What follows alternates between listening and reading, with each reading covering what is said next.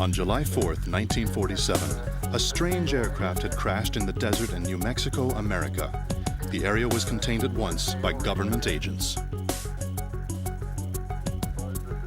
What it actually was has yet to be proven conclusively. For now, conjecture has become fact, and rumor has become history.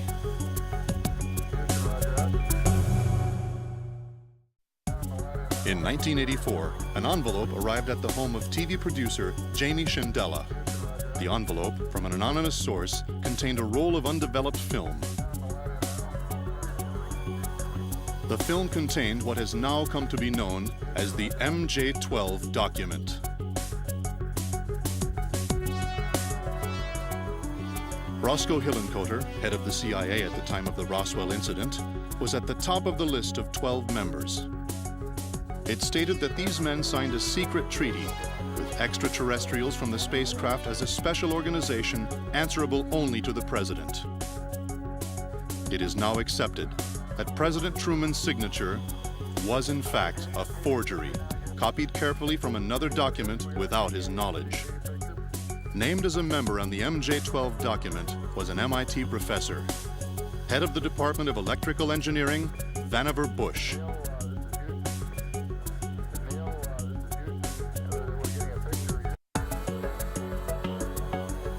In 1945, Vannevar Bush developed a memory expansion concept called MEMEX. It was a system whereby information recorded on microfilm was then projected directly onto a translucent screen. What he envisioned was the compression and rapid access of information.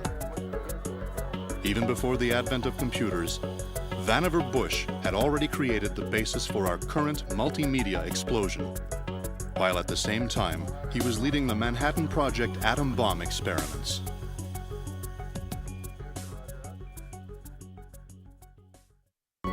Conducting sensory deprivation experiments using a variety of techniques, such as Native American narcotics and isolation tanks to probe the depths of the human unconscious, John C. Lilly believed his experiments connected him to cosmic entities by way of a broad-based communication network. Lilly dubbed the beings that were guiding him ECCO, Earth Coincidence Control Office.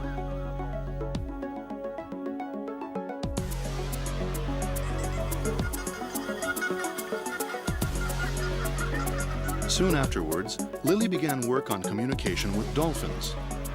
These dolphins are incredible creatures, which are able to conduct an array of wide-range networking exercises via ultrasonic waves.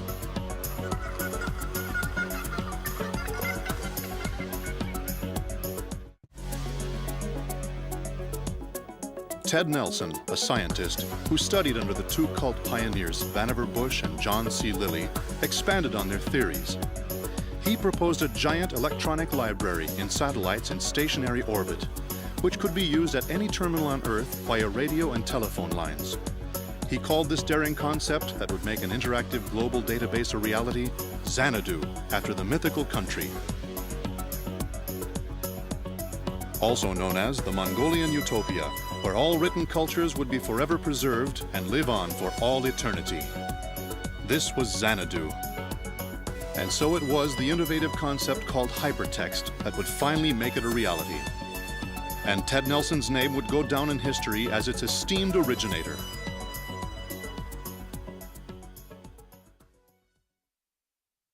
The Earth, while orbiting the Sun, has its own specific electromagnetic waves.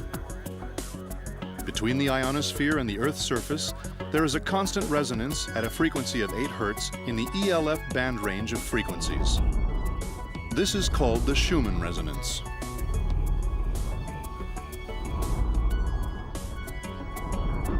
However, the extent of the effect on human subjects of these Earth brain waves that the planet constantly gives off is impossible to quantify and remains a mystery.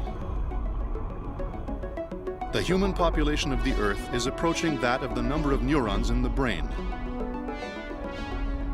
Douglas Rushkoff proposes that the consciousness of the Earth itself might be awakened when all humans on Earth become collectively networked and resonate at the same frequency.